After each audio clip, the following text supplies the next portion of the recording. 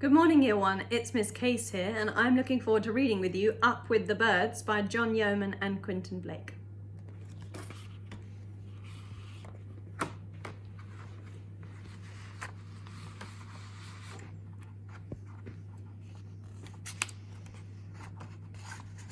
It was a long time ago, several years before you were born, that birds first began to fly.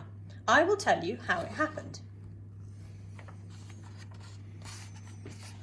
In the days when birds used to walk everywhere, life was very difficult indeed, especially for the Flight family who lived in a small town where there were lots of birds. Most of them were very nosy, and whenever they found an open door, they would just walk right in. It took Mrs. Flight hours to run the vacuum cleaner over the carpets because she had to keep switching it off to remove small birds from the nozzle. And it took Mr. Flight ages to drive his van into the town centre because there'd be so many birds walking in front of it, and some of them walked terribly slowly, particularly the penguins. And the children, Toby and Sophie, often used to have to carry their bicycles over their heads on their journeys to stop the birds from picking their tyres on the way to school. But things were even worse in the evening when it started to get dark. Just as birds nowadays like to fly up into the branches of the trees to go to sleep, so the birds then always used to try and find somewhere comfortable to stay for the night, and quite a few of them regularly stayed at the Flights.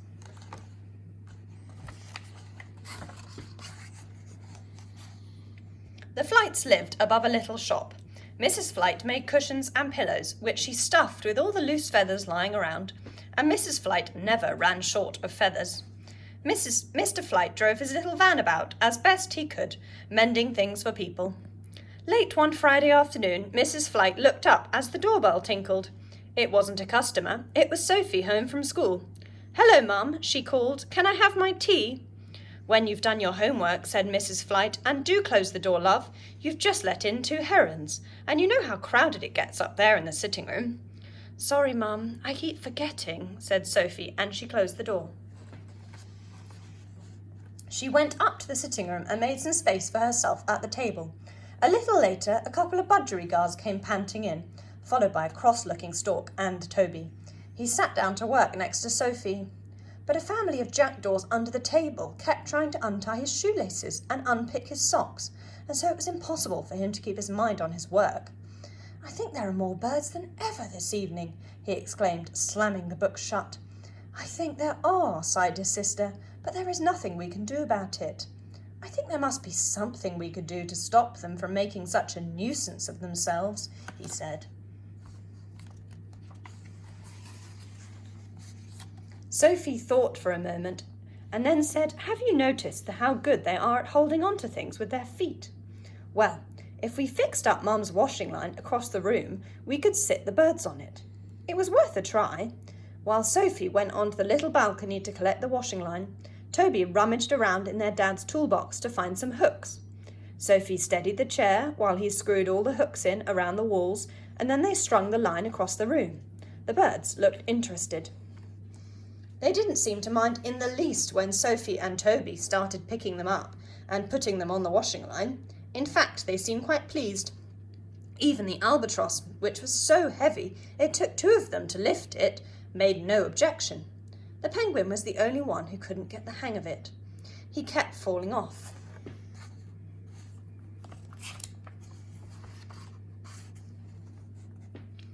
When their dad came home and their mum had closed the shop, they all sat down to tea. Sophie and Toby explained what they had done, and Mr. and Mrs. Flight were very impressed. "It makes a nice change not to have the birds under your feet all the time," said Mr. Flight. "If only the streets were as tidy as this." "Couldn't we do the same out there?" said Sophie. "Couldn't we put all the birds on the telephone wires?" "They would never stay still," said Mrs. Flight. "Not during the day. They're much too fidgety." "You'll have to think of something, Dad," said Toby. His father looked thoughtful and scratched his head from time to time during the meal, and then, when the table had been cleared, he made a few quick sketches on his notepad. Mr. Flight fancied himself something of an inventor, and he looked quite pleased when he had finished scribbling. "The way I see it," he said, "is there isn't room for both birds and people on the ground. Now, you two have solved the problem in here by putting the birds in the air. But as your mother pointed out, that would never work in the street. And so that means when we are outside, we will have to take to the air and leave the ground for the birds.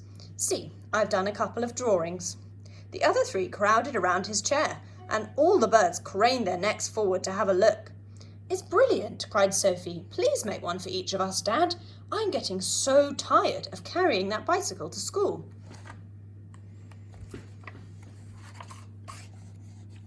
Mr. Flight got out his toolbox and his odd bits of scrap metal. Toby helped him to measure and cut the rods to make some flaps. Sophie helped him glue the material over the flaps to cover them, and they both helped him with the tricky business of joining it all together with hinges and springs. Finally, they had 4 rough and ready machines on the kitchen floor. There wasn't much space left.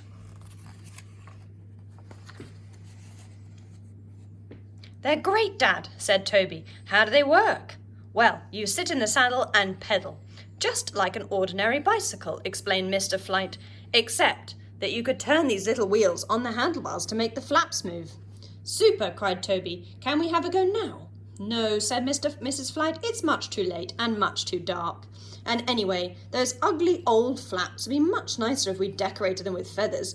We've got plenty. The birds have been shedding them like mad in their excitement. Your mother's right, said Mr. Flight, and in any case, I suspect this machine might be a bit heavy with all that iron. First thing tomorrow morning, I'll go and buy a lot of balloons and fill them with air. Then we can tie them to the air bicycles for a bit of extra lift. But before you go to bed, you could help me glue the feathers on, said Mrs. Flight.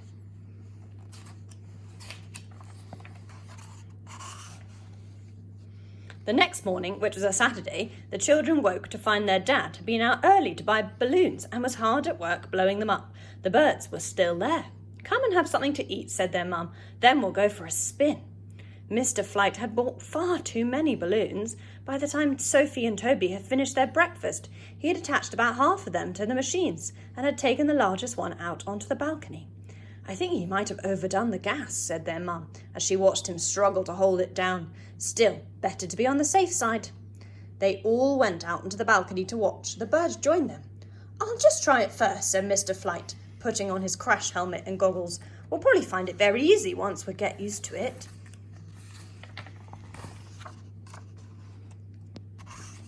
He sat on the saddle, kicked off his feet, and rose several feet into the air, pedalling steadily and waving his feathered flaps up and down. The machine stayed still, more or less, hovering just above their heads. It's fab, said Toby. It's fun, said Sophie, but at that rate it would take days to get to school.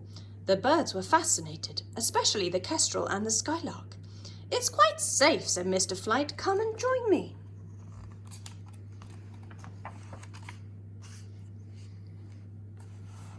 Mrs. Flight and the children were soon in the air, flapping away and hovering like Mr. Flight. After a while, Toby discovered that by turning the handlebars, he could go round in a circle, and soon they were all turning round in circles and getting slightly dizzy. But none of them had any great success in moving forwards. What on earth are the birds doing? Said Sophie, pointing to the balcony. They had all come out of the sitting room, each one holding onto a string of a balloon in its beak. And there they were, jumping one by one onto the railings. And then, to the amazement of the Flights, they all launched themselves into the air. All that is, except the penguin. He had second thoughts and went back indoors. It worked. The birds had taken to the air almost as well as the Flights, and they were clearly very excited by the experience. In fact, one fat sparrow who was floating above Toby's head got so excited he gave a chirp, and he let go of the balloon, and he started to fall. In a panic, the terrified sparrow began flapping his wings wildly, and then to his amazement he shot upwards, and after that, still flapping his wings, he went round in circles and made a loop-the-loop. Finally, it landed on Toby's handlebars, panting with a broad smile on its face. The result was amazing. At that moment, all the other birds let go of their balloons and discovered they could do exactly the same. The ecstatic twittering was deafening. The news spread like wildfire, and soon the skies were filled with birds doing acrobatics. The bolder ones were making dizzy circles all around the tall trees and church steeples. There wasn't a single bird to be found on the streets anymore. Since the sky was getting as crowded as their sitting room on a cold evening, the flights decided they had taken enough exercise for that day, and they landed back on their balcony. Over a cup of tea, they agreed it had been very extraordinary indeed. But it wasn't really a success, said Mr. Flight. We're getting anywhere. Nonsense, said Mrs. Flight. We had a lovely time. We taught the birds how to fly, and we can all go out together tomorrow afternoon for a real cycle ride. And they did, and it was a sheer joy not to have to keep stopping. They waved to the sparrows on the gutters, to the swallows on the telephone wires, to the jackdaws circling around the church tower, and to the vultures on the butcher's roof, and arrived home, tired but happy. Of course it was a success, said Mrs. Flight, so Mr. Flight was pleased, but he and the family were even more pleased when an engineering company bought his invention off him for several hundreds of pounds. I don't know what they did with it.